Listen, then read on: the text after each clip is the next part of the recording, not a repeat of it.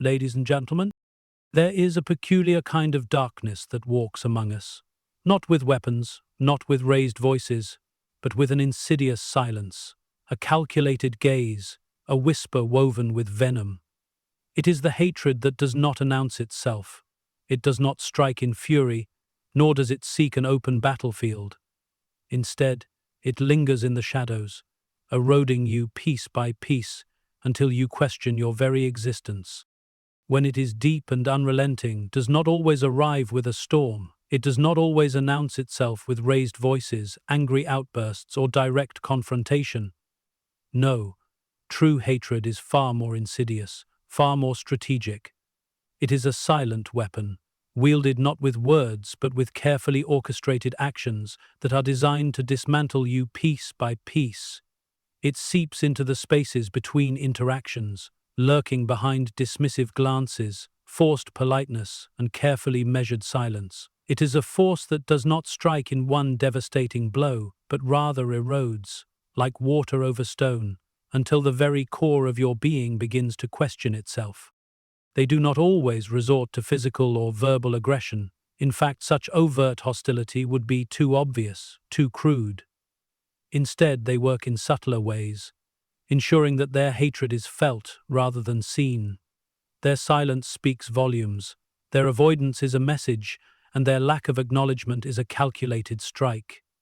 You might notice that in a room full of people, they are the only ones who refuse to look in your direction. In a conversation, they let their words flow to everyone but you, skipping over your presence as if you do not exist. They refuse to engage, not because they have forgotten you, but because they want you to feel forgotten. This kind of hatred is methodical. It is designed to make you feel less, to chip away at your confidence, and to make you question whether you are even worthy of being noticed. A person who truly despises you will go beyond mere avoidance. They will work to remove you from their reality. They will not argue with you because arguing would mean acknowledging your presence. They will not openly confront you because confrontation gives you power, the power of response. Instead, they will erase you in a way that makes you question yourself. But the most dangerous aspect of this silent hatred is that it often masquerades as indifference. And yet, it is anything but indifferent. Indifference is passive. Hatred, even in silence, is active. It takes effort to ignore someone so meticulously. It requires intent to leave someone out of conversations, to pretend they do not exist, to diminish their voice without ever raising one's own. It is a game played with precision, where the goal is not to defeat you outright, but to make you feel as though you have already lost. The most powerful weapon in such an attack is your own mind. The person who hates you does not need to physically harm you. They need only plant the seeds of doubt, let you feel the weight of their silence, and allow you to do the rest. But here is the secret. Once you recognize this game, you strip it of its power. A silent war can only be won if the other party engages. The moment you refuse to let their silence define you, you reclaim control. Let them ignore you. Let them pretend you do not exist. Because hatred, when met with true indifference, eventually withers and fades into nothingness. The opposite of love is not hate, but indifference. Hate, at its core, still carries a form of attachment. It requires energy, focus, and intention. A person who despises you must still think of you, must still craft ways to diminish you, must still hold you in their mind long enough to execute their disdain. But true indifference, the complete erasure of your presence from someone's reality, is something far more unsettling, far more absolute. It is the ultimate sign that you are nothing to them, not even worth their hatred. When someone truly hates you, they do not always lash out or seek revenge. In fact, a person filled with genuine hatred may never raise their voice at you, may never utter an insult, may never openly show their contempt. Instead, they remove you from their world in a way that is designed to hurt you in the deepest way possible, by making you feel like you do not exist. It is not enough for them to dislike you, they must make sure you feel unimportant, irrelevant, unseen. You might notice this in the way they interact with others. In a group setting, they will acknowledge and engage with everyone but you. Their gaze will move past you as though you are invisible. Their words will find their way to everyone else, but never land in your direction. If you speak, they will pretend they did not hear. If you walk into a room, they will act as though nothing has changed. They will never mention your name, even when it is the most obvious thing to say. Their silence is not passive. It is designed to wound, to make you question your place, to make you wonder if you are even there at all. This level of indifference is far more cruel than anger.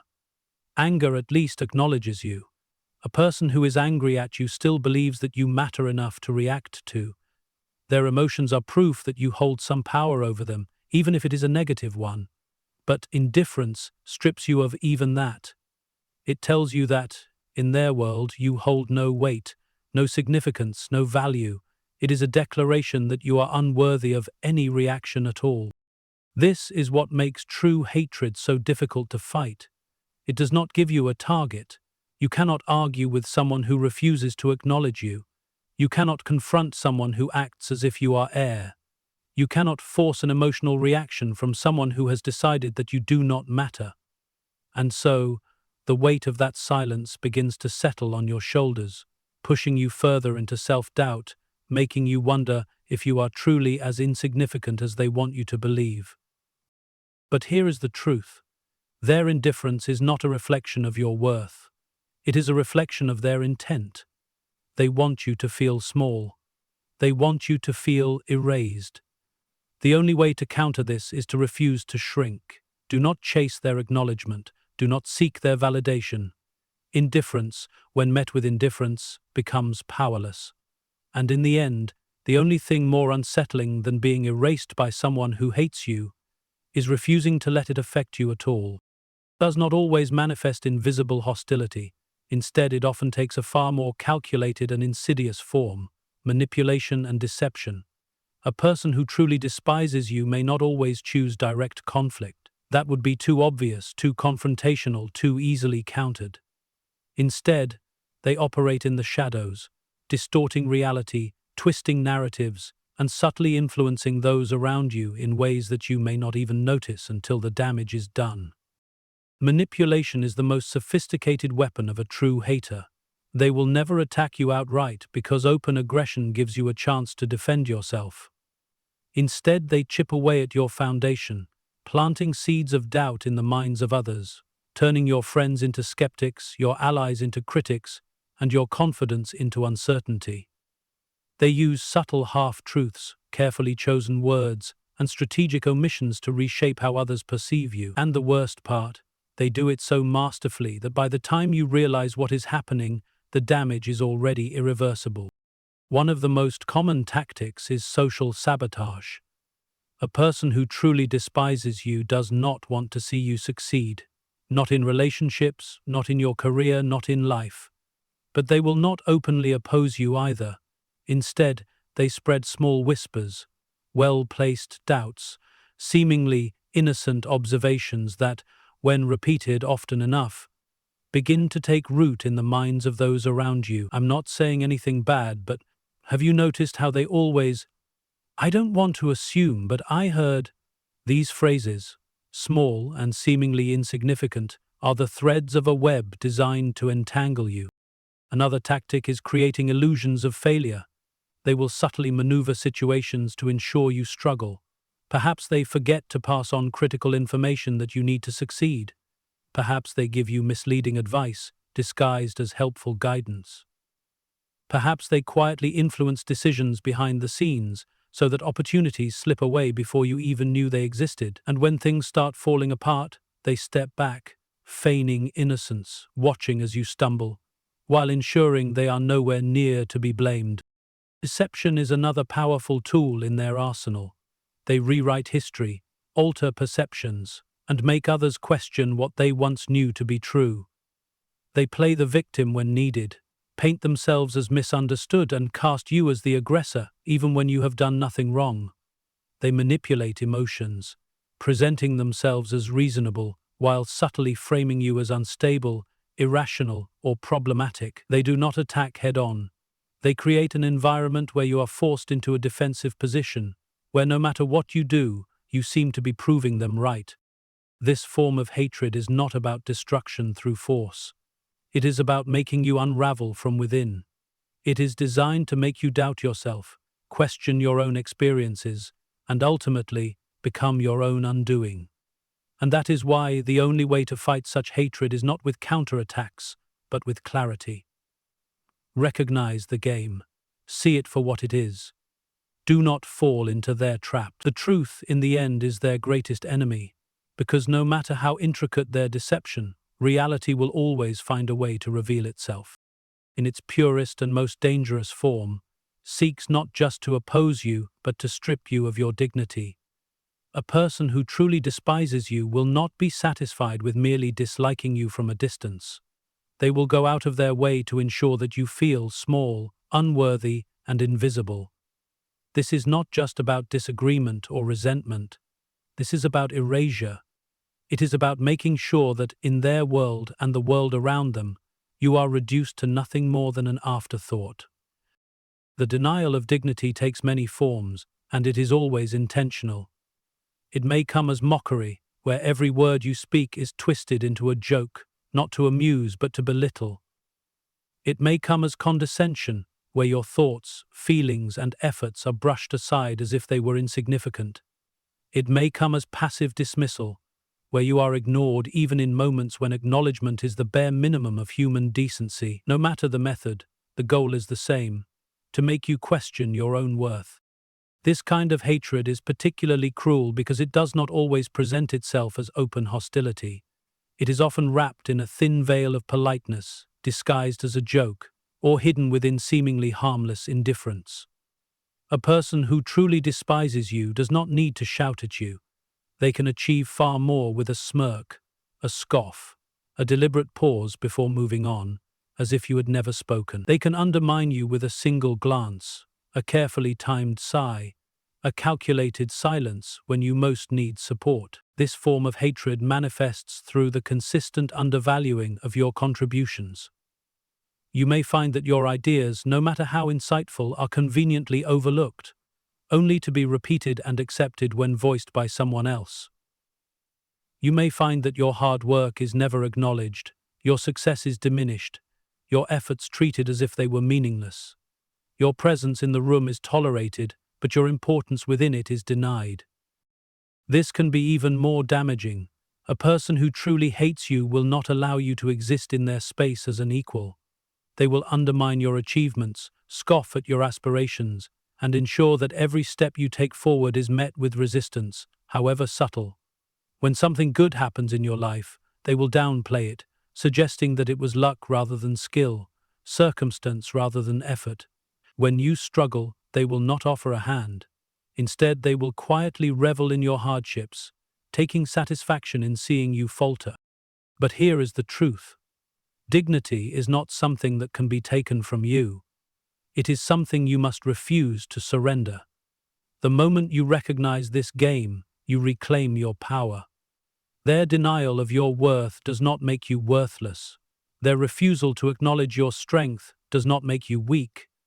And no matter how carefully they work to erase your presence, the only way they succeed is if you let them. Stand firm, refuse to shrink, because dignity is not given, it is owned. No matter how deeply rooted, only holds power over you if you allow it to. The moment you recognize the signs, the manipulation, the dismissal, the quiet cruelty, you are faced with a choice: to engage or to disengage. Many people make the mistake of thinking that the best response to hatred is that by proving themselves, by fighting back, they will somehow restore balance. But the truth is far simpler and far more powerful. The only way to truly win against hatred is not to fight it, but to rise above it. Guard your mind, guard your peace, and refuse to let those who despise you take residence in your thoughts. People who truly hate you do not seek mere conflict. They seek control. They want you to react. They want you to feel anger, frustration, sadness, and self-doubt. Every moment you spend thinking about their actions, every ounce of energy you waste analyzing their motives, every second you devote to questioning why they behave the way they do, this is their victory. They do not need to strike you physically or even confront you directly. If they can occupy your mind, they have already won. But here is the secret. Hatred only thrives where it is fed. The moment you stop engaging with it, the moment you stop giving it space in your thoughts, it begins to wither. This does not mean ignoring reality or pretending the harm does not exist. It means recognizing it, acknowledging it for what it is, and then making the conscious decision not to let it shape your life. Detachment is not weakness, it is mastery. It is the realization that your inner peace is far too valuable to be disturbed by those who seek to unsettle you. This is not an easy path. The natural instinct when faced with hatred is to defend oneself, to prove one's worth, to seek justice. But true power does not come from proving yourself to those who refuse to see your value. True power comes from knowing your worth so deeply that no amount of dismissal, manipulation, or cruelty can shake it. The person who despises you wants you to doubt yourself, to question your place in the world. Your greatest defense is unwavering confidence, not in arrogance, but in quiet, unshakable certainty. Guarding your mind also means controlling your emotional responses. Do not allow yourself to be pulled into their games. If they ignore you, let them. If they try to sabotage you, remain steady. If they speak ill of you, let your actions be your response. Your dignity, your peace, and your focus on your own path will always be a greater response than any argument, any confrontation, or any attempt to change their minds. But peace is stronger when you refuse to be disturbed, when you refuse to give them the reaction they crave. You rob them of their power. And in the end, nothing unsettles a person who hates you more than seeing that their efforts to shake you have failed. There is a profound truth about hatred. It is not always meant to destroy you outright.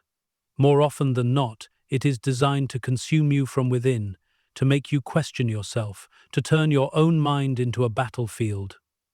The greatest mistake one can make when faced with hatred is to engage with it on its terms, to try and reason with it, to seek validation from those who have already decided to despise you. The key to true strength is not in fighting battles that were never meant to be won. It is in understanding when to walk away, when to protect your mind, and when to choose peace over proving a point. When they realize that someone harbors deep resentment toward them, feel an overwhelming urge to correct the situation, they may attempt to change the person's perception, to explain themselves, to prove that they do not deserve the hatred being directed at them.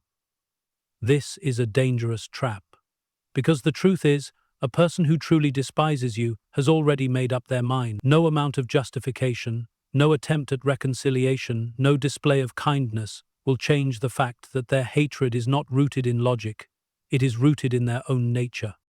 Understanding this is the first step toward protecting yourself. Hatred thrives on reaction. The more you attempt to seek understanding from someone who refuses to give it, the more power you hand over. You begin to question yourself. Why do they hate me? What did I do? How can I change their mind? But the reality is, their hatred often has very little to do with you and everything to do with them. Some people hate simply because they need someone to direct their own unresolved bitterness toward. Some despise others because they see in them something they lack. Others hate because it gives them a sense of control, a twisted satisfaction in knowing they can make someone else feel small. You realize that the battle is not worth fighting. The only real response to hatred is detachment. Not indifference in the sense of pretending it does not exist, but indifference in the sense that you do not allow it to dictate your emotions, your decisions, or your self-worth. When you recognize hatred for what it is, a reflection of another person's inner turmoil, rather than a reflection of your value, you strip it of its power. There is a simple but effective way to test this. The next time you sense that someone truly hates you, resist the urge to respond emotionally. Do not attempt to explain yourself. Do not seek their approval. Do not feed the fire. Watch what happens. You will notice that their hatred becomes restless, unsettled. It feeds on reaction, and without one, it begins to collapse under its own weight. The strongest person is not the one who fights every battle, but the one who knows which battles are beneath them. Hatred cannot touch a mind that refuses to let it in. Let them despise you if they must, but never, under any circumstances, let them make you despise yourself. When it is deep and intentional, is never just about dislike. It is a calculated effort to diminish, control, and erase. It does not always arrive with loud arguments or direct attacks. Instead, it often takes the form of silence, manipulation, exclusion, and the relentless denial of dignity. The person who truly despises you does not simply want to oppose you. They want you to feel invisible, unworthy, and powerless. But the greatest mistake you can make is allowing their hatred to define you. The real battle is not with them, it is within yourself. The moment you start questioning your worth, seeking their approval, or reacting to their games, you give them control over your mind. Hatred only thrives where it is fed. When you detach, when you refuse to engage, when you rise above the pettiness of their actions, you strip them of the very power they seek to wield. True strength is not in proving your worth to those who refuse to see it. True strength is in knowing that their hatred is a reflection of them, not you. It is in recognizing that you do not need their acknowledgement to be whole, their validation to have value, or their approval to succeed. Indifference is not a weakness, it is a shield. The most unsettling thing for those who despise you is to see that their efforts to break you have failed. When you refuse to be shaken, when you continue to move forward with dignity and confidence, their hatred collapses under its own weight. Let them hate, if they must. But never, under any circumstance, let them make you hate yourself. That is the ultimate victory.